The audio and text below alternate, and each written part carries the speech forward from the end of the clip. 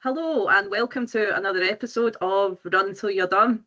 This week's guest happens to be studying for a doctorate in AI, so this week I have made the actual effort to write my own introduction so as that I'm not rumbled.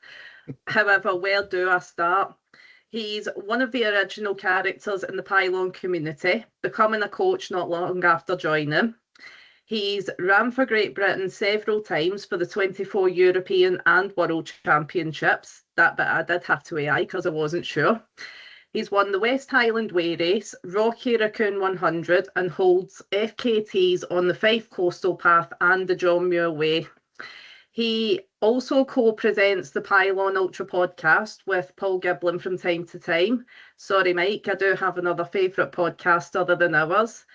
And I just can't wait to find out where he gets all of the time to fit everything in. So welcome to the podcast, James Stewart. Thank you very much, Nikki. That's such a nice introduction. I'm blushing a tiny bit. I'm matching my top and my hat. If you want the full blush, I did AI it, and what it spat out was he's thoughtful, articulate, funny, and he has that mix of big mileage experience and real life perspective. See, and people say AI is bad. There you go. We'll find out how much of that is true during the next episode. oh, Mike, you're setting me up now. You're setting me up. So the question that we ask every single guest that comes on, James, how did you first get into running? Oh, I mean, like, if you're listening, go start boiling an egg, because this takes quite a wee while to tell. But actually, it's a kind of typical story for many. But the start point of this is when I was younger. I played football at a reasonable level. Was never going to make it, but kind of like most young kids in Scotland, I thought I was. So by the time I was 30, I realised my dream was over because I was playing to such a poor level, and I just decided to stop playing football. But I'd always run at school. I was really good at the kind of 800, 1500, always medaling, always in the podiums and stuff at school. But I'd never taken it seriously because it was football, football, football. So I'd kind of always had that ability, and I was always active. But between the ages of about 30 and 38, I actually ran a few marathons. And it might surprise people once you hear the story on here. It took me 10 marathons to go under 4 hours, just for context, right? When you think, because I never trained for them. It was like 60 miles a month, do the odd 16-mile run, go run a marathon, end up in abstract pain from 20 miles, and then just go and get absolute wellied in a Weatherspoons. That was basically the marathon approach. And then between the ages of about 30 38, start to grow a family. I was back at university back then, part-time as well. I've always been a lifelong student, working full-time, building a career, got married, kids come along, and I just ballooned weight. So I get to the age of, I'm 37 by this point, and my second child, Kaylin's born. So I'm actually 35, 36. And there's a picture of me holding them, and it's just terrible. I look absolutely terrible. I'm like maybe 4.5, 5 stone heavier than I am now. I look, that way you just look unhealthy. You've got the dark eyes and you're kind of stretching the large, hoping not to put another letter in front of it. All of that stuff's going on. And I just looked at myself and thought, that's not the parent I want to be. And at the same time, I was still running, like the 20, 30-mile weeks, but nothing serious. But I was obviously outpacing my running with my consumption and my bad habits, my life habits and stuff. So I decided to get back into running proper at round about then. So what year are we talking about here? We're talking 2011 into 2012. And I set myself the goal in 2012 of beating every PB I owned. That's what I wanted to do. Now, by this point, I'll give you some context. My marathon PB was about 3:45 going into this. I'm not even sure if I'd ran under 20 minutes for 5K. Not sure if I'd run under. I don't think I'd run under 90 minutes for a half marathon. So I wasn't fast. I was just your average Joe runner. But what I wanted to do was I used the idea of personal bests as the carrot for the stick of the training. And it was 2012 was going to be the year of the PB. I'd never heard of ultra marathons at this point. I'll tell you about my ultra marathon origin story at some point. And I just went after it. lost weight, got faster, lost a bit more weight, got a bit faster, broke PBs. By the first half of 2012, I'd broken all the PBs. And I was like, well, in the second half of the year, let's do the same again. And I broke all PBs twice. And it was just, and I was just getting into it then. That was me. That was what got me. So I'd obviously always ran. But when you talk about running, it's kind of like, when you talk about out, when did you first go out or when do you go out? So the difference between going to the pub and going to the nightclub, for me, there's two sides to running. There was running for leisure, and then there was running when I discovered getting fit, getting faster, and then I discovered ultra running, which all happened in around this period, but it all stemmed from this picture of me seeing this picture of me and thinking, that is not the role model I want to be for my kids, who you'll be delighted to hear through that inspiring change in my life, never run. So, hey, was it worthwhile? Yeah. So you said if you decide to go out, Yeah. Out for a runner is racing, I'm guessing. Yeah. Or for some people, it's just going out for a run. For you, what do you class as your first race? My first race, take school aside, so your first race as an adult where you kind of had to pay for an entry, right? So let's use that as the first race. Don't ask me what year this was. This is before I went out. So I was just a leisure runner. But me and my mate put a bet on. We were racing each other. It was a 10K. It was in Strathclyde Park down in Motherwell, Hamilton. And the bet was let's see who can run the fastest. And honestly, the training for it was, the training for it was a disaster. No idea what we were doing. I think it's the St Andrews Hospice 10K. And the two is going to this race. And I think I maybe ran about 45, 46 minutes in this race, right? And I get beat, just for context, £20 bet, got beat. And I must have stopped about 4 times. I had no idea how to pace. That way you're running, you're like, right, okay, I'm going to belt the first kilometre, and you're up there and you're in the kind of top 10 or 20. And you're like, am I going to do this for another 40 minutes? I know what I'll do. I'll walk. So I must have walked 3 or 4 times in that. And then, Mike, after that, the first marathon I ran would have been a couple of years after that, which was in Rotterdam. And it was like 4.5 hours to run that marathon. But that was my first ever race.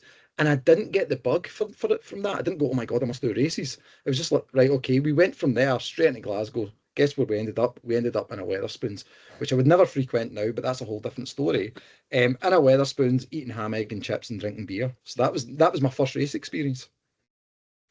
And James, when you were saying about you went out and started to really get into the race, and your goal was to beat your own PBs, aside from what I would imagine taking your training a little bit more seriously, was it diet as well? Was it the whole lifestyle you upturned? Yeah, so, and it was in increments, and this is an important for anyone listening, right? A really important lesson in all of this is the way I think about any kind of performance, whether it's in a work, from a work point of view, in study or in running or in life, is kind of classic. What do I want to achieve in the near term? What do I want to achieve in the long term? So you kind of think about your kind of strategic intent. My strategic intent in all of this was to lose weight, was to get fit and be a role model, right? My vehicle to do that was to go into running. But then obviously that strategic intent changes because I'm like, hold on a minute. And I remember a mate saying to me, like a few months after I started losing weight, he actually said to me, his exact phrase, I used to run with him at lunchtime at work, and his exact phrase was, I think if you lost the beef, you'd actually be okay at running. And how inspiring is that, right? I mean, that's like, that is the most Scottish way of trying to inspire someone, is like, if you weren't so fat, you'd be all right. So I was like, yeah, let's do that. So yeah, I started to watch what I was eating, not only consuming less, that kind of classic, getting a calorific deficit, lose a bit of weight. It was actually eating the right food, because my whole diet basically was just carbohydrates, chiefly pizza, and chips. That was my diet all through my young adult life. So started to discover things like salads. These amazing things. It was like the food you could eat that was green that wasn't an apple. So yeah, I made an effort to eat better, Nicky. But even that in itself turned out, because I went later in my running career, about 10, 12 years ago, I moved to being vegetarian because I didn't really like meat and stuff anyway. But I realised moving to vegetarian forced me to be more adventurous and more considered about the food I would eat, because I had to think about where I was getting my proteins from, and how to fill my plate up and all that kind of good stuff. So yeah, that was a big part of it, and lifestyle as well. I have always travelled a lot with work, and back then I travelled a lot. But even just thinking about things like prioritising sleep and deprioritising some of the other things you would do, because look, I'm a firm believer in you can do and you can achieve almost anything you want in life, but it will generally be to the detriment of something else you want to do. So you have to make a sacrifice. You can't do everything. And when we talk about my running later, I'll talk about how I'm having to make a conscious sacrifice in that. Um, and that's okay. But at least if it's then conscious, it's a decision, you don't then resent it and actually embrace it. So yeah, that first year for me was as lose weight, eat better, drink less, sleep better, train better, and then racing started to become semi-compulsive about then. And throughout your career, you've done lots of races, but the other thing that you've done, that Nikki said in the intro, was FKTs, or fastest known times. You've done quite a number of them. Yeah. Have you got any highlights of them? And do you prefer to do something like that? And what do you get out of that? Or what do you get out of racing? What's the difference? Mike, I think if you asked that question 10 years ago, 5 years ago, and now, you'd possibly get three different answers. And that's okay. That's something else as you listen. It's like you don't have to be wedded to an identity or wedded to a preference or wedded to a thought. And again, that's okay. So when I first started getting into ultra running, it was all about the experience. It was organised events in the kind of social sphere, meeting others, doing something, pushing the boundaries of your own self limits, sometimes your own self-imposed limits. It's like, can I even do this? That's the most exciting thing as an ultra runner, is to go, can I even do this? Because most of us do that. You think about standing on the start line of the West Highland Way, and you're standing there with another couple hundred people, but every single one of them is doing something that the vast majority of the population wouldn't even conceive as possible. But sometimes in that social circle, impossible is normalized. And I think that's a really good thing. It's a really, really good thing. So at the outset, racing, racing, racing. And then as I moved into running for Scotland and Great Britain, it was all about, for me, it was those events. It was like, I never dreamed of being able to do that. So those experiences became really important. So you went from racing to experiences, even though the experiences were racing. The way I would look at a West Highland Way versus a GB or a Scotland Vest is I've got a race that I'm wholly accountable for. Now I'm moving into being in a team and having an experience in a competition, slightly different. And then the FKTs for me were all about self and adventure. And if you ask me now, Mike, I look back and I've got every one of them I'd rate 10 out of 10. Love every one of them. But the thing that if you ask me what I'd want to do more of going forward, adventures and FKTs every day of the week. I don't really care for racing anymore. Not that bothered about it. And and I've had amazing experiences running for my country, but I'm also aging out a wee bit, so that's okay to put that behind me. But nothing will ever take away the opportunity to do adventures and FKTs, and that's what's in front of me. I just thought, see your mate that had the backhanded compliment of you'd be all right if you weren't so fat. Yeah. He was trying to be nice. What does he say now that you have represented your country? How does he feel about that? This guy is an exceptionally nice, great guy and a really good friend. And I've been really lucky in that all my friends that I had before I went into running outside the running sphere are still all my friends today. And there's a massive sense of pride and warmth and encouragement from that group, both in terms of knowing someone who's done that, but also knowing that they've been part of my life as part of that. And I speak to him sometimes and it comes up, and he genuinely, he'll show pride and joy. And I think, how good is it that you can share that with others as well? And he's just an incredible guy, and he was 100% right as well, right? Even though he could have maybe phrased it slightly better. Yeah. Has he got anything to say to you now that you're not what you were then, but you're still, there's always room for improvement? Is there anything that you think he would say to you now? I think I actually was speaking to him a couple of weeks ago because we were out doing an event, and we were talking about it, and he's a few years older than me, And what he said to me, Mike, he's like, he said, I'm a few years older than you. When we ran together, it was like we were the same biological age, but it's now like you're 10 years younger than me. And it says, and it's kind of semi-inspired him. He's got a couple of younger kids in mine, and it's inspired him to say, well, actually, what he said to me is actually what I think I can't do today, I probably can. He says, but I just need to get my finger out my thing at the back of me, and then I can go on with it. But he's genuinely all I get from people like that are genuinely kindness, and it's sometimes a really humbling sense of awe, and that's hard to say. Where they're like, "Oh my God, I can't believe you did that," and I'm like, "You should try living it." I can't believe it either. And that sentiment's reversed, James, because anyone that knows you within the running community describes you as one of life's good guys. What do you think it is about the community or yourself that shapes that reputation? Let's talk about the community and start with that. And I can genuinely say this. I think you could count on one hand the number of disagreeable people I've ever met within, particularly the Scottish ultra running community. So I'm going to focus on that. And I've made great friendships with some people. I've passed through friendships with some people, and I just make acquaintances with some people. And of all of them, there has never been something where you went, I regret that moment with that individual. And even people that you maybe meet at a race, you share a podium with, and you never speak to or see again, you think we shared something there. And what you've got with the ultra running community that I think affords what you've just said to be true of the vast majority of people. You can say, oh, that's what people say about me. I think it's what you would say about most people within the community. And I think the community itself has this level of humility and camaraderie that means that, and it's almost that kind of quintessential Scottish thing, whereas if you get too big for your boots, the community would probably put you back in line anyway. And it probably has with some people who've maybe done that in the past, right? But what it will do is it will celebrate Mike running through a tunnel for I don't know, however many days it felt like.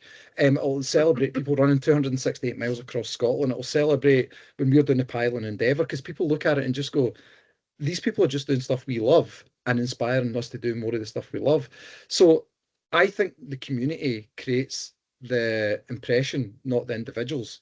But I think the individuals become an output of that community. However, what I would say to that is I think you have to make a conscious effort as you do become and Mike, you've gone through this as you know, when you've won the backyards and you've represented Scotland and stuff like them, there's a sense of responsibility that says, well, the communities have been part of your journey to this point.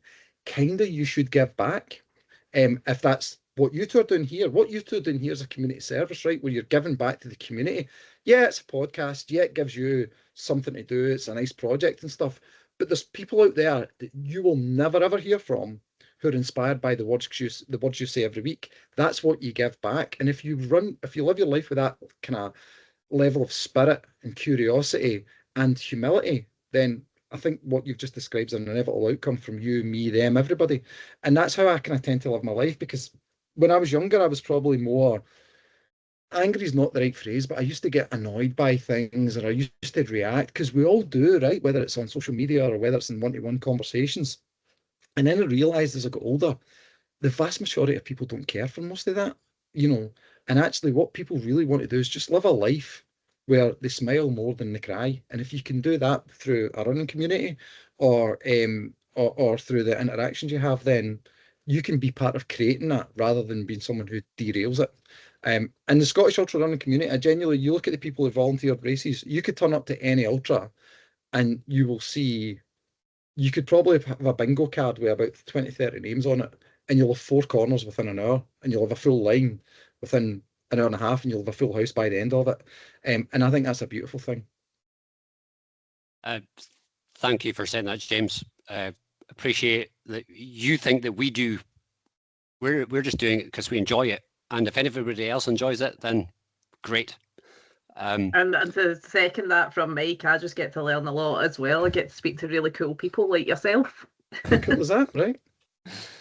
And you mentioned about community. A community that you are a part of is the Pyllon community, and it's got an identity of hard graft, being out there for people. What does being involved in the Pyllon community mean to you? Yeah, I mean, I look, obviously Paul Giblin is the kind of, he's synonymous with Pyllon, but Paul will tell you Paul Giblin the person and Pyllon the brand are two different people, but they're kind of like a Venn diagram where there is obviously a significant crossover, right? And sometimes some people, because of Paul being so synonymous with it, it's kind of like Virgin and Richard Branson, right? Sometimes you it can be hard to split them. But the without Paul Giblin, I would never have got to even anywhere near the level I wanted to. And the story is, in 2014, Paul had just embarked on coaching, right? In 2014, I'd gone through the 2012 and 2013 years and went, I'm getting pretty okay at this. And in about October, November 2014, I got introduced to Paul. I obviously knew Paul through his West Highland Way wins and stuff and what have you. And it was like, I'm starting coaching. Do you want to give it a go? And I immediately jumped into that, and it was exactly what I needed at exactly the right time from exactly the right person. And if you want to talk about how luck and serendipity and all that plays a part, that was it for me. But we've got a lot. Paul and I are extremely different, but very aligned in a lot of things. And it's back to that point about the community were really aligned on, how you show up, how you should be, and all that stuff. But we're also really aligned on, like, you have to put the effort in, and um, you have to follow through on your promises if you want to reach your potential. There's no point in saying I'm going to achieve this and then not take the action that helps you get there. Um, and being involved with Pyllon has been it's like the kind of bedrock and foundation of my ultra running career. Without it, I wouldn't be here. It means everything to me. I've been involved in it now for, like, this is the 12th year. And I couldn't imagine not be. And I've met amazing people through that as well, whether it's the kind of Run by Pylon events, the people we've coached, the people we've supported, the work we've done, the endeavour's been such a big part of it. It's like it means the world. And for me, Pylon could be like Hotel California. I might stop running. I might check out of running, but I'll never be able to leave Pylon because Pyllon would have to leave me in order for me and Pyllon to be split apart. So it's really important, and that's not just Paul, although he's a big part of it. It's the people you've met through it as well, Mike. And with the Pyllon community and the brand, does this idea that there's a lot of exclusive and phenomenal athletes, and that's from my own judgment before I came on the run with you guys in Boxing Day 2023, I think it was. It was Ross Beveridge that said to me, there's going to be this run. Why don't you go along, Nikki? And I says, no, because I'll get outran, left for dead, and they'll probably lap me about 4 times. And he's like, no, on you go. It says for everyone. You don't need to be part of the Pyllon. You don't need to be a paying athlete. On you go. It's a social run. And obviously, Ross was right. You guys looked after me really, really well, to the point you were grabbing my Salomon pack for a 10-mile run, I think it was, on the ice like a 2-year-old toddler I was. Anyway, my question off of the back of this is, why is it you think people get this impression that Pyllon seem like professional or elite, or, insert your own adjective? It's a really interesting question. I remember that day, Nikki. I remember you, like, and it's also, you've got to remember, like, there's facts and interpretation, right? Mm-hmm. So, and interpretation doesn't meet the facts, and that's essentially what you've just said, right? And I remember that day you were sitting in your car down at the boathouse in Auchenstary, and you'd messaged me to say you were coming along, and it was icy. Remember, because that was having to grab your pack, because Mike, you want to see the nick of Nicky trying to run down this hill. But we ran up the tack me down, because the following year I was going to do 100 tack me down. So I was like, I'll just run it on Boxing Day. And there was about 6, 7, 8, 9, 10 of us, whatever it was. We just Boxing Day up the hill, but it was icy up the top, and it's just tarmac, and there's no real option to get off the road. So you have to follow the tarmac path down, unless you want to run through fields that are like leg breaking stuff. And I remember you being quite anxious before the start, and even being anxious as part of it. And I'm like, back to the point, Nikki, the only person here who cares about you being anxious is you. Everyone else is like, whatever, this is great. Look at Nikki doing her first ever tack me down and coming running. It's like, it's back to the community thing. But one thing that Pyllon doesn't do, and I think it plays into this interpretation, and Paul's never been one for it, and I think it's both his credit, and some might even say it's like it might be to his detriment. Is he's never been someone who's been in and said, "Oh, look at this! We've got Rod, Jane, and Freddie running this race, and we've got Jeffrey Bungo and Zippy doing this. Here's some pictures," and lighting up the socials where everyone is a Pyllon athlete. He's always had the view that if you want to share your story, that's your story to share. We're not going to try and be the lead athlete for you. Other people do it differently. Other people are really happy. Some people would want you to do that for them. So there's no criticism about what's right and what's wrong in that. And some people find their meaning and belonging elsewhere. So the kind of approach Paul's always had is to have this quiet humility. And what that therefore means is the results that tend to make the way to the top are the big wins. And you go, oh, there's another big one. There's Rob Turner became Scottish and British champion, like, oh, big win. There's Grant McDonald made the 24-hour team, blah, blah, blah. And then you go, there's James Stewart, and all that. They're all the coaches. You must need to be amazing. And I've literally had people saying to me, would you be okay coaching a runner in my ability? And I'm like, are you kidding me? The best coaching experiences I've had have been with people who have gone from running 20 miles a week to running an ultra marathon for the first time. It's not the winning that matters, it's the experiences. And it's something, I think it's something that's kind of, I think it's an unfair interpretation, but it's an understandable one. But if you speak with Paul, it's like, I would say 90% of the Pyllon athletes are just ordinary everyday athletes. And some of them want to be in a community where it's no fuss, no fuss, no cheer, no drama. I just got on with it. And other people want to be in social communities where it's like we celebrate everything together. And again, that's fine. Yeah. I get what you're saying with being ordinary, James, but I'm going to stop you there. I don't think any of you are ordinary. I think you're all nuts for how fast you run, but I know what you mean. It's, when I've been on any socials, I've never felt anything but welcome. So if there's anything in the future, and I really hope there is going to be things coming up soon, I would say to anyone, go along, because it's just a good laugh. I totally agree with you, and it's exactly what Paul wants to do. He's living up in he's not far from your neck of the woods, Mike. He's over on the other side of the country. He's over on Inverness side, and I'm sure as he settles in there into the summer, I'm sure there will be some things that he's cooking up. So keep an eye out.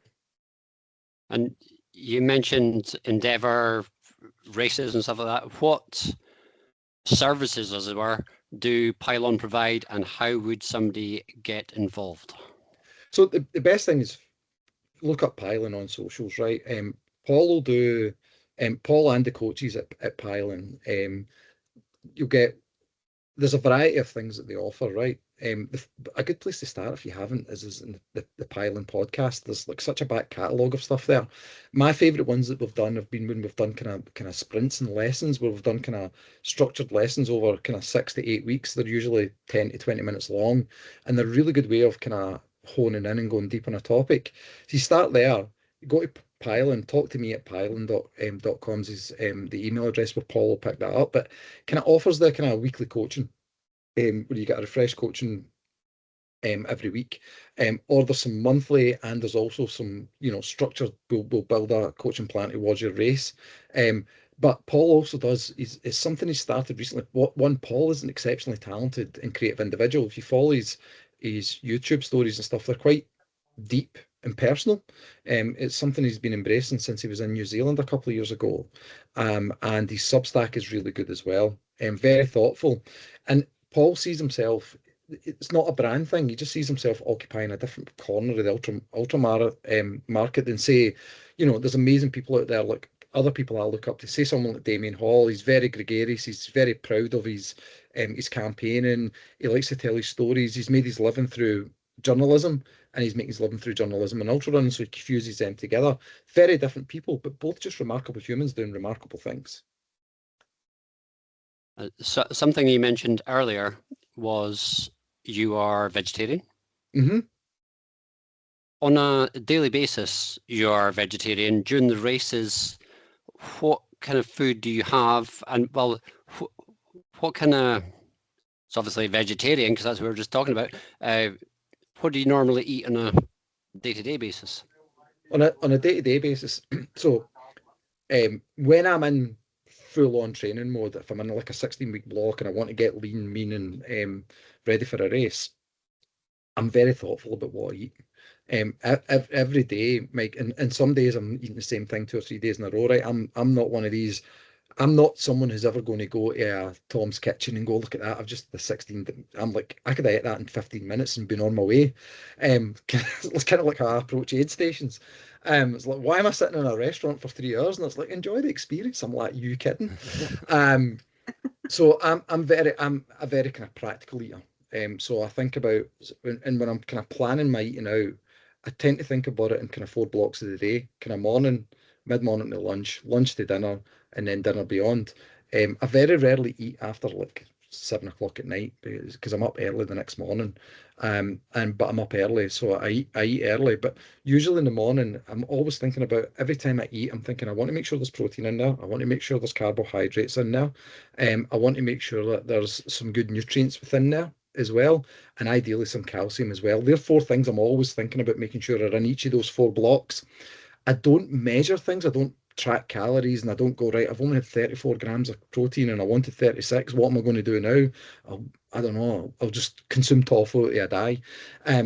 But I think along those lines, and it's worked really well for me because one, I mean, I've not had a day off work sick since 1998, so I tend to keep really healthy through that. And then what I'll tend to do is I always try to make sure that in my evening meal, unless it's the day before a long run, it's kind of laden with salad. So I'm getting loads of nutrient within that.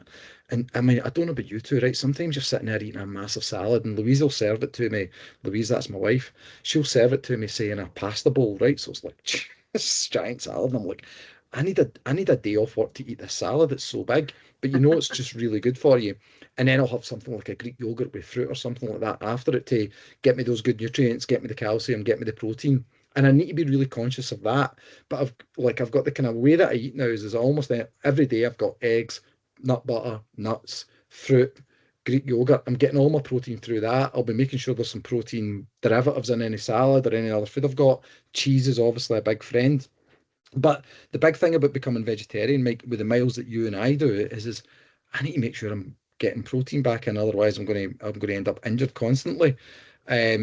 So that's how I approach that. When it comes to racing, I wish I could say I've never managed to nail a nutrition plan in a race. Ever, ever, ever.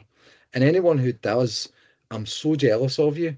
I know people who could basically eat the leg off a table and they're like, yeah, that's fine, I'll get on with it. And I'm like, my God, sometimes I've ran 24-hour races, 100-mile races where I am surviving on Pringles and flat Coke for the last 7 hours.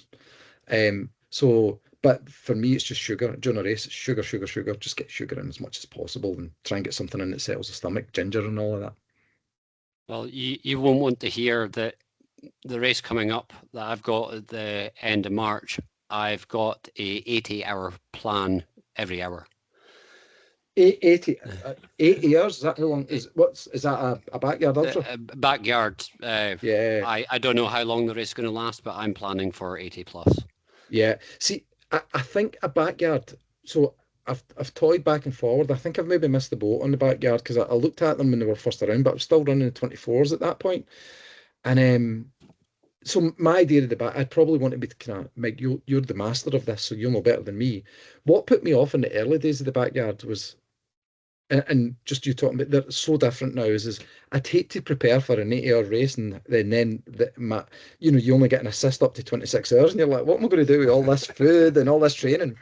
But I always thought that that's the perfect nutrition event because you've always got that little 10-minute stop, refuel thing going on, and you're not feeling, you feel a different pressure, of course, until you realise that eating every hour is actually quite hard, right? It's actually hard to eat every hour and then for your body to process that. I mean, we all know your body's processing it. It's either going up and out the mouth or it's going down and out the back.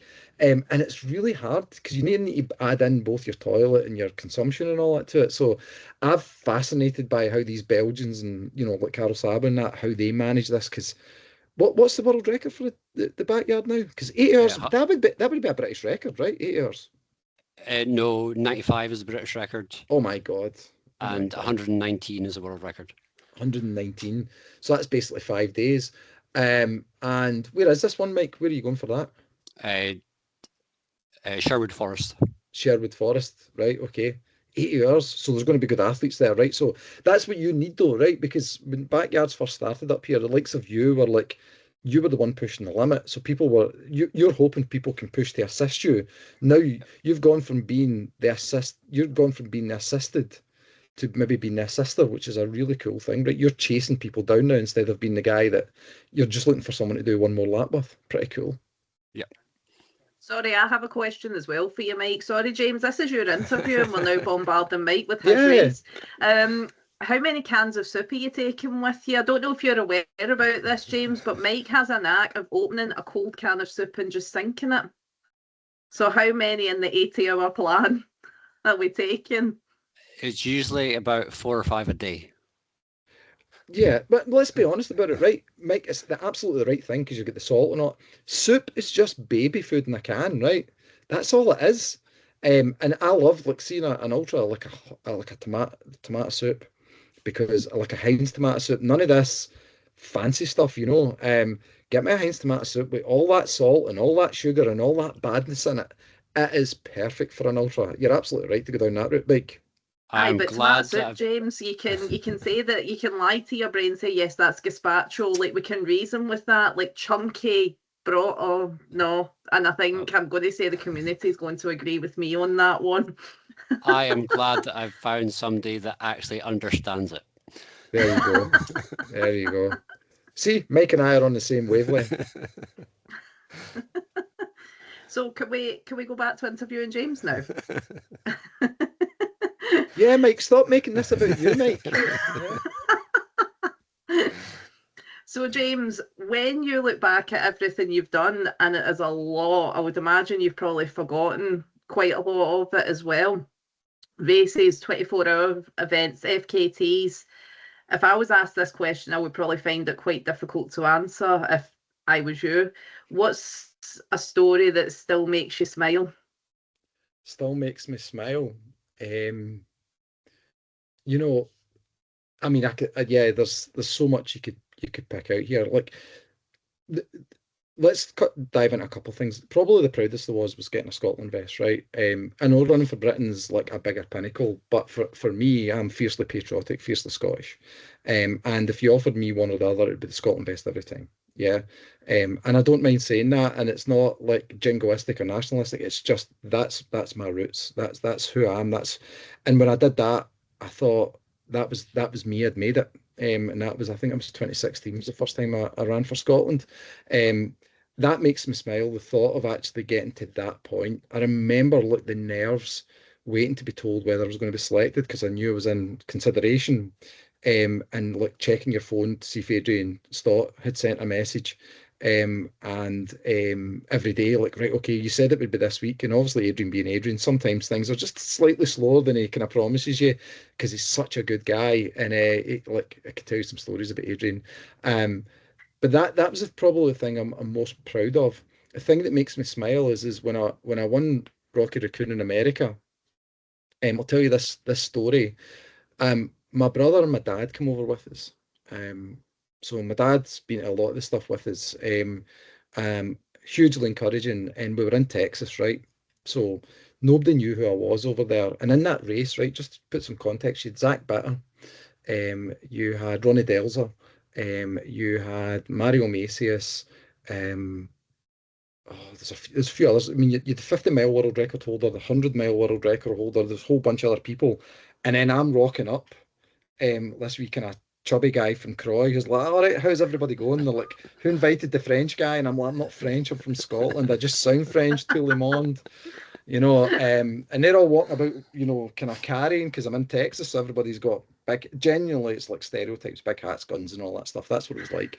And me, my brother, and my dad are there. And the Rocky Raccoon setup is, and I'm sure it's 5 times 20 miles. It's either 5 times 20 miles or 4 times 25, right? But let's just say it's 5 times 20, because I'm pretty sure it is.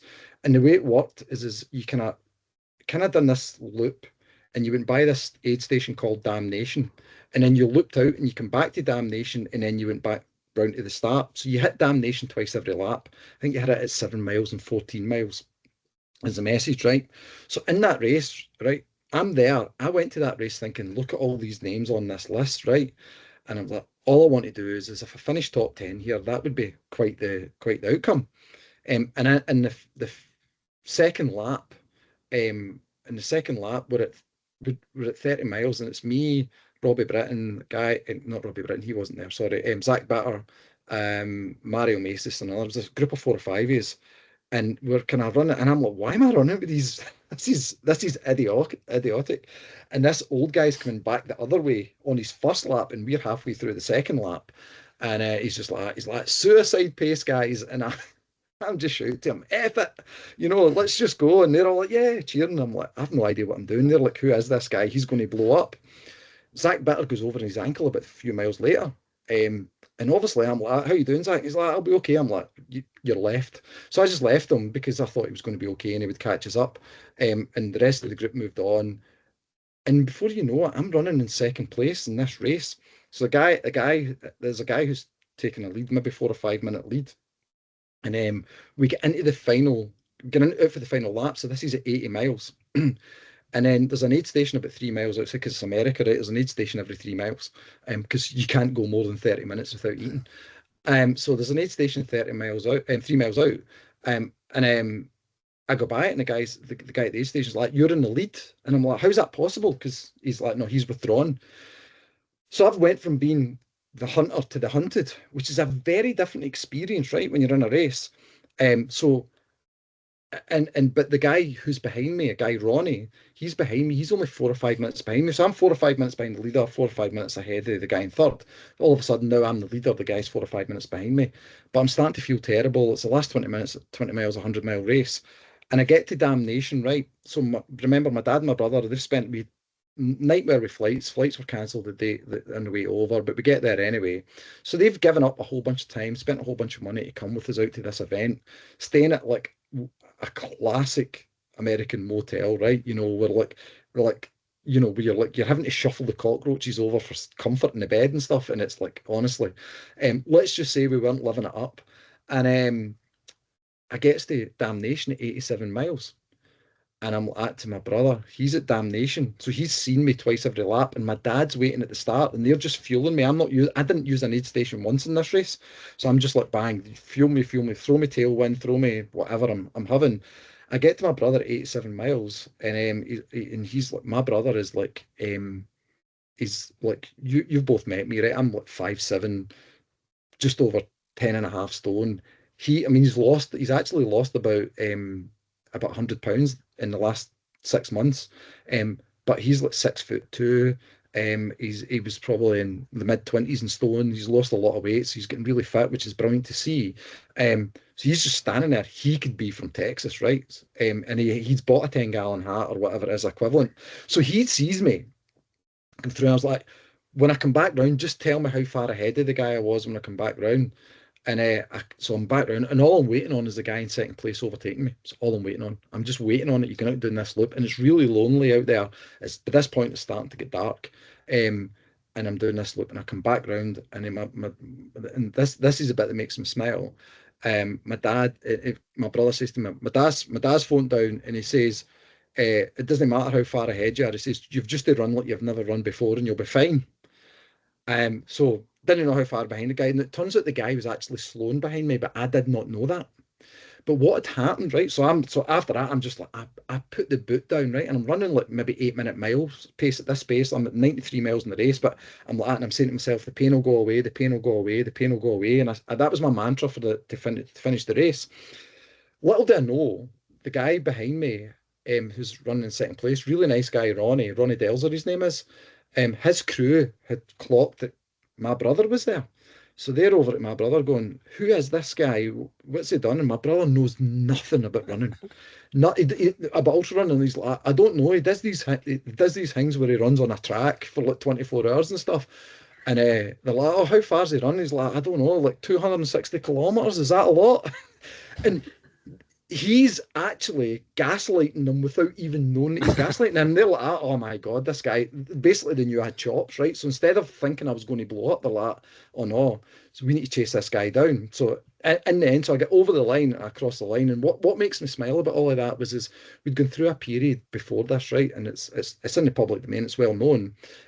A few months before that, I'd found out my brother was adopted by my dad. We'd a different dad. He'd met his new family. So this was a coming together for us as a family. So we won that race together because their encouragement, if I hadn't had that encouragement, that one line, doesn't matter how far ahead you are, just run like you've never run before, I would probably have soft quit, given up that race because I'd set myself top 10 was good beforehand, but to win it was never in my imagination. So I then won the race.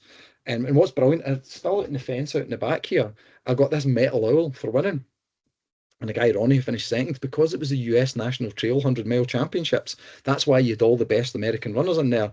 I think he got $5,000 or something like that. And I got a metal owl. And I remember walking away for the race, like, how much is this worth? And I was like, I'd probably get 20 quid on eBay for it. So anyway, but yeah, that makes me smile, Nicky. That's a story that makes me smile. I've got many others, but that one kind of makes me smile when I think of the memory. I remember hearing about that on another podcast when you said the second place got the prize money, and I was listening to that during a run, and I actually said out loud, "Are you me?" I was actually raging for you. I was like, "No, I would not be happy." I know it always makes me laugh, but hey, outside it's America. Well, what can you say? You mentioned there about being the hunted. I always say that paranoia is the perfect fuel, and if you are being the hunted, you think somebody's behind you, that speeds you on. Did you think that had an effect on you? Totally. I totally agree with you, Mike. Paranoia can be the fuel if you choose to allow it to be, and it could be the fuel. Or let's bring this to life. Do you want paranoia fuel or do you want paranoia pull, where it pulls you back? And I think you fight that push and pull, right? Because at the outset of that, I was allowing it to become a reason not to push on. I was almost giving myself an excuse. I was almost allowing the paranoia to be the reason I didn't achieve what others were hoping I would. And what I was going to achieve regardless was good enough, rather than the paranoia becoming the push that became the thing that came up with the mantra, pain goes away, pain goes away, pain goes away. I was literally saying that out loud as I was passing people because we were lapping people at this point. Literally saying that out loud as I was lapping people. And it stuck with me like for 3 miles after that. I was running so hard between that aid station and the final one. I was like, there is no way this person's going to have caught me now. I just knew it. I'd went from like 10-minute miling to 8-minute miling just by that change in my mindset. And you can imagine if that guy's not caught me over 6 miles, and then I'm now running 2 minutes a mile quicker. I knew then I was opening a gap rather than a gap closing. So you're right. Paranoia pull, paranoia fuel. It's your choice. And with your mantra of the pain will go away, have you ever said anything daft to yourself to keep you going in a race, just to keep you going or just to make you laugh and one foot in front of the other? I do embark on bouts of self-talk, but usually I'm usually cursing at myself, and I try and segment things down into smaller blocks. Like and Broadwood Lock is nearby me, and it's 3 kilometers. So often I'll say just 5 Broadwood Locks to go. Doesn't seem a lot. I break it down into that, and but I've never been, and I would never claim to be witty enough to even make myself laugh, never mind others. But usually what I do, Nicky, is I'll go 2 miles, just 2 miles, get from here to there, and I try and break it down into small chunks because you can become overwhelmed by the enormity of some of the stuff we do, right? And that enormity might be you doing the flying, you doing the devil. It might be Mike going 8 hours, even just saying 8 hours out loud, Mike. It's like, are you off your rocker? But actually, when you're in the backyard ultra, I'm pretty sure you're thinking, just get back here and do it. And don't do it too quick. Don't do it too slow. Give yourself time to get your food, your chunky soup, which is perfectly fine, by the way, just no matter what your community thinks. Yeah. So I've never been one for that. And I don't do talk out loud very often. Like it's usually all internal. I'm glad you say that, because when I'd finished the Devil, and it was actually Kenny McManus that said to me, says, when you get to Cow Hill, it's just a Croy Hill. I was like, what, is that all it is? And he's like, yeah, it's about that. I was like, okay. So when I got to Croy Hill, the bottom of it, I was like, oh, I was like, right, it's just Croy Hill. It's just Croy Hill. It's not that bad. It's a really good way of thinking. You know, Kenny's a bright guy, and it's Yeah. a really good way of thinking about it, right? Where you like, instead of going, oh my God, no, I need to get over this final hill, you're like, I've done hills like this a million times. Yeah. Mm-hmm. Yeah. And you've talked about winning races and coaching and everything in between. What would your personal running achievement or life achievement to do with running be? So I like to think, so it's really, if you ask me my best ever performance, Mike, I think it was the FKT in the John Muir Way. It was like the day after lockdown ended, and I'd been training like a monster because I'd been selected to run for Britain for the 24 hours for it was meant to be in the autumn, I'm sure. Um, so I was really fit, right? And I was doing like strength classes at home, so I was fit and I was strong. And I went out there and I was also motivated, kind of like a dog straining a leash because I hadn't been able to do anything because of lockdown. And I think like, it's hard to compare, you know, it's like comparing eras, you know, when people say this football player's better than that one, you're like, they played in different eras, they're not comparable. So comparing an FKT to a competition and a championship to a personal event is hard. But I think that was the finest performance. It was the one performance I had where I thought, I don't think I left anything out there. Um, you know, like I think I honestly can't remember the time I done it, but I'm sure it was under 22 hours. And I thought under 24 hours would be a good run, you know, because it's like 140 miles or something like that, I think. And it was like, you know, obviously in mixed terrain, trail, tarmac, hills, mud. Um, and I remember the way I finished it, thinking I could go for another few hours here. So that's probably the best performance I ever had. I would say my favourite race win, though, and I would never change that, is like winning the West Highland Way, which was 10 years ago now.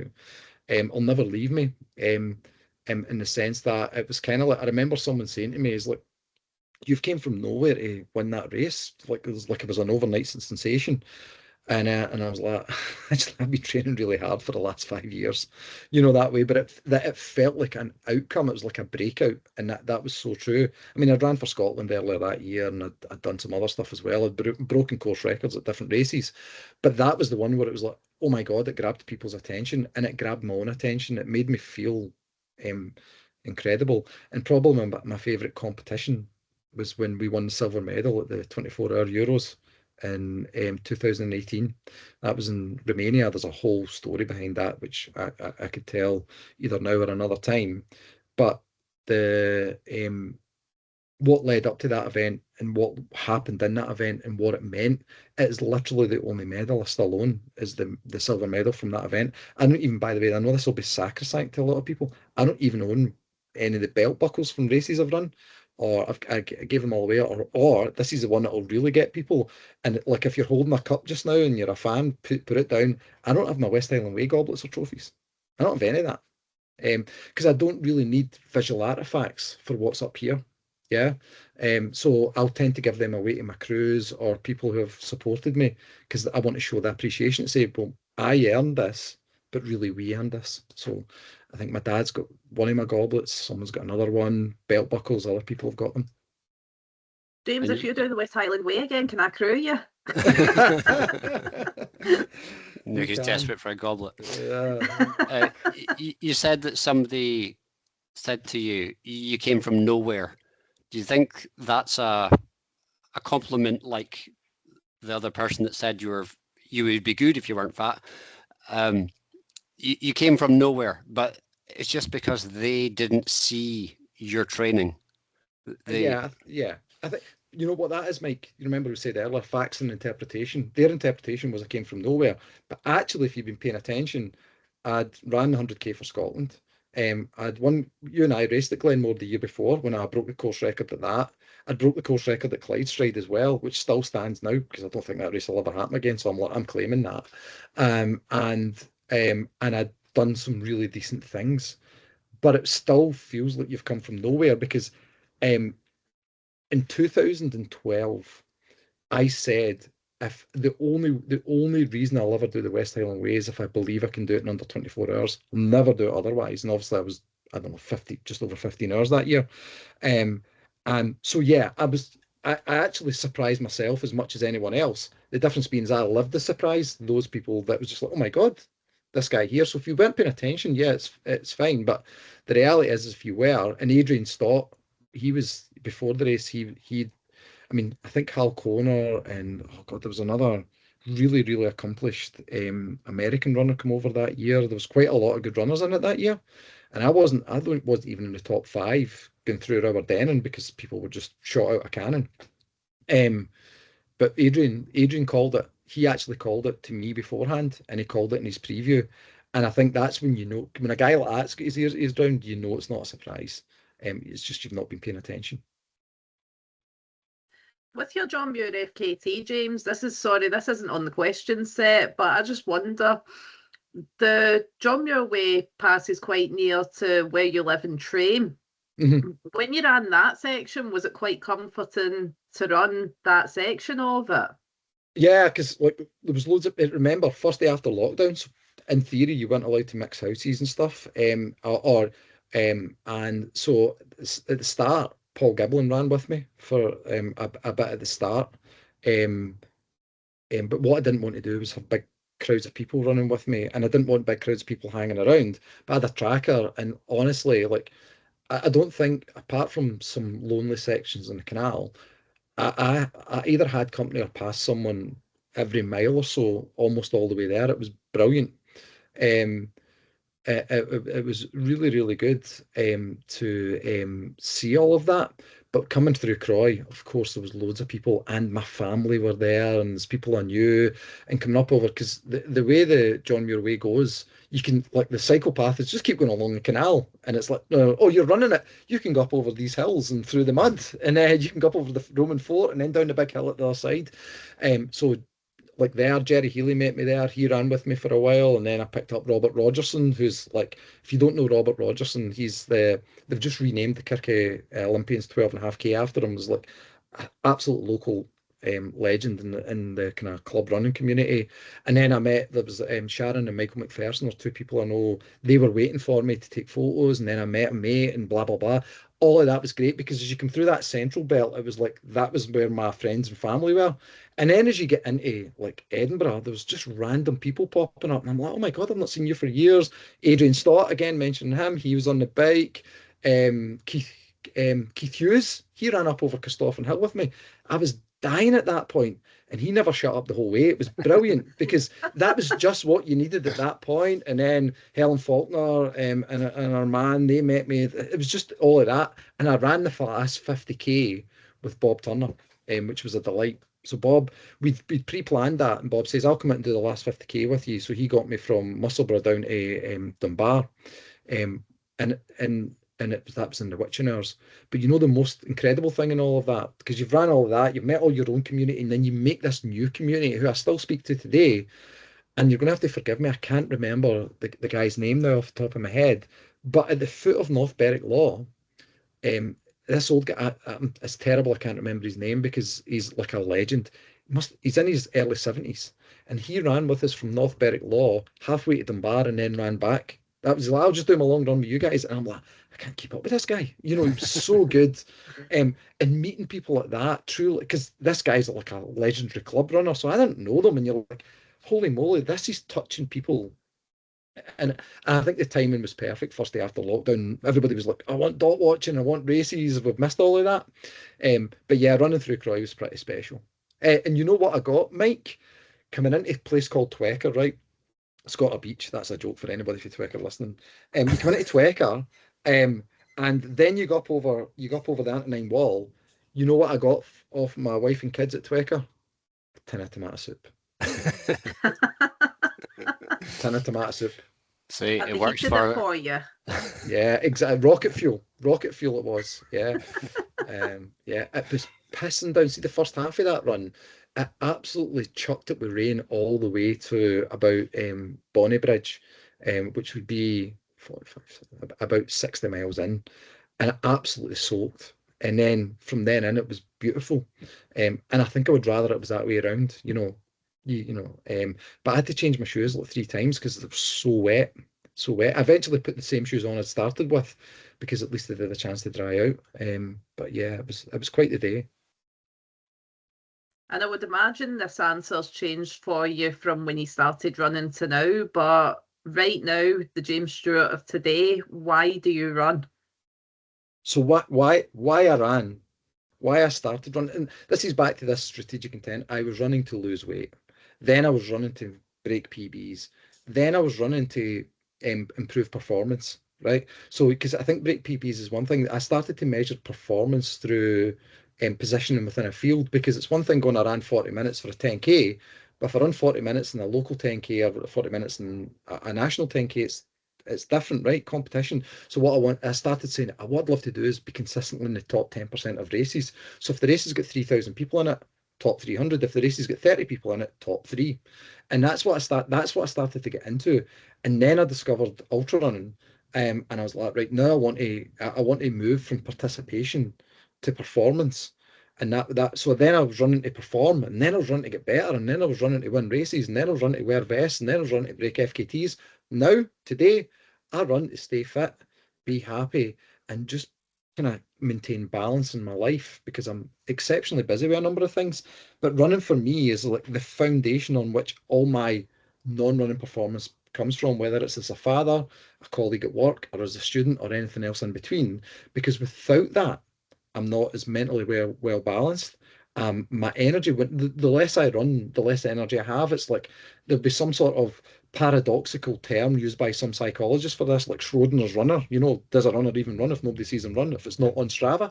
But the point is the better I'm training, the better I am at other things. So it's like, oh my God, the last thing I should do is back away, because backing away has a consequential effect in other areas. So I run today because it has innumerable health and physical health and mental health benefits. And I wish more people could see that. And the answer to the next question, it might even be the same as what you just said, but what are you thinking about while you're running? Oh, Mike, you want inside my head. It's like, oh my God, like I'm going to go lie on the couch behind me, and then by the end of it, we'll have solved a lot of problems. I I consume a lot when I'm running, right? Sometimes I listen to music. I am often listening to podcasts. And podcasts adjacent to my studies, podcasts adjacent to my work, or just podcasts adjacent to my interests. Um, so I'm often doing that. And I'll tell you, Mike, sometimes I need to switch them off so that I'm not thinking. Because sometimes the best bits of running for me are when I'm not thinking, so I'm not consuming, and maybe I'll just put on some like kind of ambient music, or just some music where you're not actually having it, you're passively listening to it, but really you're giving your brain a rest. But I totally and utterly am a consumer of information, and it's probably to my detriment. I overtax my brain at times, and it's something I need to get better at as well. Is there a song that, when it comes on, makes you just run faster, feel better? Absolutely. I tell you, the greatest running song ever. Like, so if I'm going to say I'm going to try and run like a fast mile, and the reason this one, I'm going to check the length of this song just to make sure I've got it right. So remember, I was talking about trying to get faster and all of that. I challenged myself back when I was trying to get faster and fitter, to run a mile quicker than this song, and it's Rear View Mirror by Pearl Jam. It's the greatest running song ever. And it's 4 minutes and 43 seconds long. And I was like, I want to be faster. I want to finish. I think I actually started it because when I started, I was trying to find songs that were in and around at the time. And I remember going, imagine you could run under 5 minutes for a mile. And then the song I picked before I got to Rear View Mirror, because I'm sure, if you just bear with me, it was this one. Was about five. Yeah. So when I was trying to get under 6 minutes for a mile, it was National Anthem by Radiohead. So I don't know if you know that one. It's a great bass line. What song it is. And then once I cracked that, I was like, right, Rear View Mirror's the target. Yeah. So whenever Rear View Mirror comes on, I'm like, it's basically like audio steroids. Yeah. I think that was a song you gave me for my John Muir playlist when I asked you for one. It probably would have been. Yeah. Because when you talk to me about a song about running, it would be that. Surprise people because they probably think The Cult, but no, Rearview Mirror by Pearl Jam. And question that's not on the set, but we got told off by Bob Allison, a Pyllon athlete, for not asking it. Hallucinations. Yes. Have you had them? What's the best one? You know, I genuinely haven't. Like, I need to listen to Bob's because what a guy Bob is. There's a great example of what I was talking about service to the community. Like Bob, if you know Bob, you're like, what a story he's got to tell, both in terms of what he's achieved, but also what he's achieving with his health and stuff now, and just how good he is as a human. But Mike, I've never had a hallucination. Um, Not a legal one anyway. But in my running, I've never actually had that. And I don't know if it's luck or otherwise, but you know what I put that down to? It's funny. You know when you talk about how your life conditions you to certain things.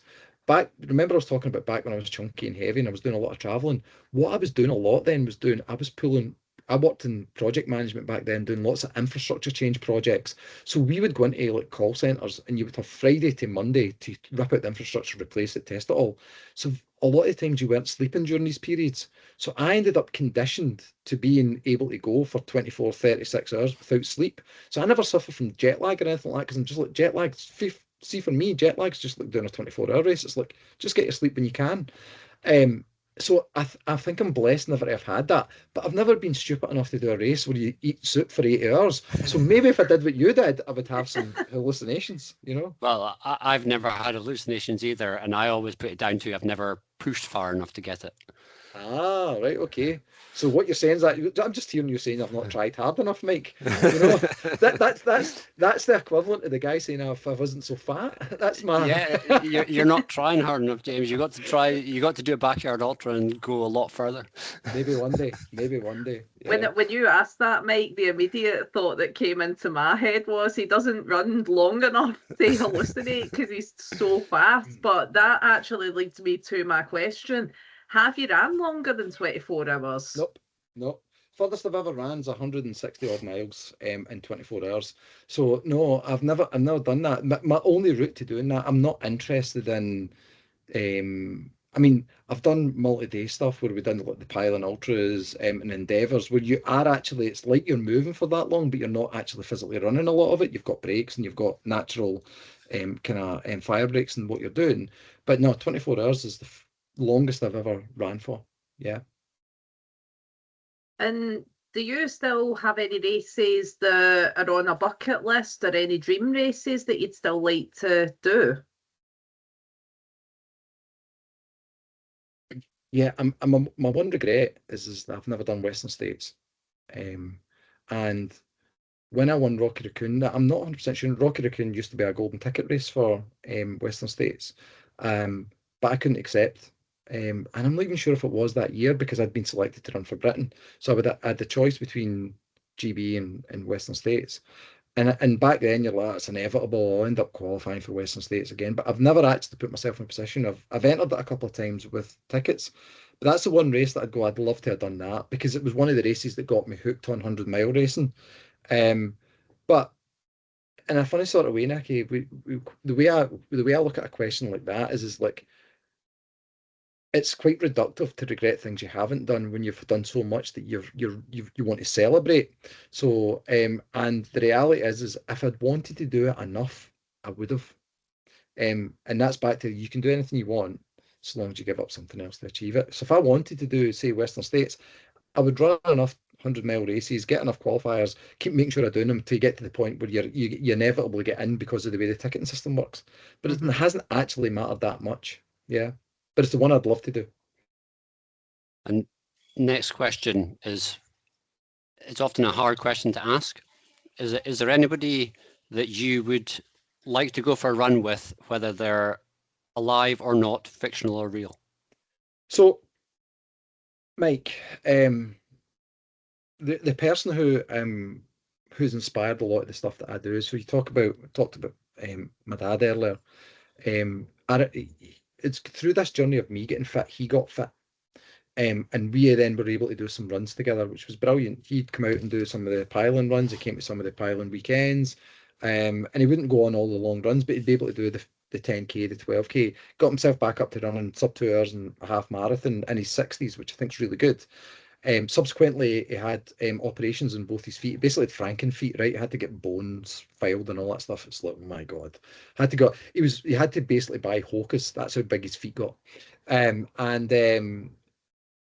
one of the greatest things I got to do was he recovered from that, and we were able to do some runs on Croy Hill, some of the trails around here. So it's almost back to that point, is I've actually got to do that question. I've actually been able to live that, and I wouldn't have been able to do that if we hadn't done what we've done. And what is next for you running wise? Well, I have got the grand total of 0 races entered for 2026. My priority for 2026 is, I know you talked about it in introduction, is I'm doing the doctorate in AI in the future of work. And for anyone who's listening, it's a very complicated subject, and people tend to take quite a binary position. I'm looking at it as my background's in social sciences, well, one of my backgrounds in social sciences, and from an academic point of view, and I'm looking at it from the context of, what does this mean we need to change in the way we contract and the way we work and how we distribute the benefits of this technology. Yeah, I know how to work with technology. I've got a server sitting right next to me here now running like 8 different agents, which are running 24/7 doing loads of stuff for me, which is really cool. Because you asked the question about how do I do as much as I do. Sometimes it's not me doing it, Nikki. That's the trick. Is delegation is an art. But that is a priority for me. And right now I'm doing 2 modules. I'm working full time. I work for eBay. It keeps me rather busy. Next month alone, I'm in San Francisco twice next month. I go for a week, come back for a week, go out for a week. So just with all the travel I've got and the study, I'm like, I don't want to just put myself into races for the sake of buying entries to races and then not actually running to the level that I want to. And you know what? I've always said I've always enjoyed training more than racing, which is why I go back to the point about adventures and FKTs being more fun, because it's like you're doing something that isn't mapped out. You're not going to the Glasgow Half Marathon. I think no, it wasn't. I ran the Glasgow Half not last year, the year before, and I ran a few ultras and stuff since then. But really, I'm just like, you know what? I've nothing I need to prove to myself anymore from a racing point of view. So I'm really comfortable with my identity as a runner being, I'm a guy who runs, and I will enter races when I can put in a good effort to at least maximise the potential performance I have within me now. But I'm not going to turn up. I'm not a medal collector, as you've already established. I'm not someone who collects medals or even bibs or anything like that. So I'm kind of like, I've got so much memories and goodwill from running. I'm not going to force myself into races just because of expectation or otherwise. And I'm looking at my doctorate alongside working full time as being the new ultra. That I'm living an ultra in my life now, and I need to approach it with the same mindset, which is I need to be consistent. I need to show up. I need to be able to, run through the hard areas. I need to believe that I can, but also need to put the effort in. And if I do that, I'll succeed. But what it means, and I said this before, when you do something like ultra running, I had to sacrifice some things in my life. I have to move things around. Like, I would love to spend more time playing. The guitar's behind me. Me and my mate played 4 songs at a kind of local gig the other night. And we basically practiced the night before. And we were playing, and you're just like, we sound rough as anything. And nobody cares. Everybody's up there like they don't even listen to you because they're talking and drinking. But the point being is that we care. We care about our own performances, and that's why I'm not in a hurry to enter any races, because where I'm focusing my performance outcomes in just now and I don't just want to get a doctorate. I want to, I don't want to scrape like a pass. I want to excel. So that therefore means I need to sacrifice other things. And right now I'm sacrificing my running career for my academic career. And I'm totally at peace with that. And you're getting a doctorate in philosophy. You obviously like to think about things. The last question we've got written down is about mindset. If you could, whether it's through Pyllon or just through listeners to this, if you could change somebody's mindset, one thing that would change their running, what would it be? Oh man, one thing to change your mindset for running, what would it be? So it depends on who you are as a runner, but let's just, for the purposes of this, say that everyone that runs wants to achieve something, whether it's a certain time, a certain distance, a certain outcome, right? What I would say to everyone listening is what you think the limits of your potential are probably lower than your true potential, and give yourself freedom to explore that, and give yourself kindness enough to fail at trying to be better than you think you can be. Well, that's the last question that I've got, unless Nikki's got anything else. Well, I've got tons, but I think we'd need to do another episode, and they're probably full of daft questions. So Listen, I'll come back anytime. Just drop me a line if for some godforsaken reason people listen to this think it's worth me coming back and they've got more to add, then I'd happily come back. I've got quite a lot of stories I'd be happy to share with you both. So yeah, I can't believe that's been nearly an hour and a half. I don't know where the time's gone. Well, I'm sure we will drop you a line at some point, but for tonight, it's thank you, James, for coming on. Thank you, Nikki, for being Nikki, and it's goodbye from me. thanks, James. Thank you. It's a pleasure, and I'm honoured you asked me. Thank you.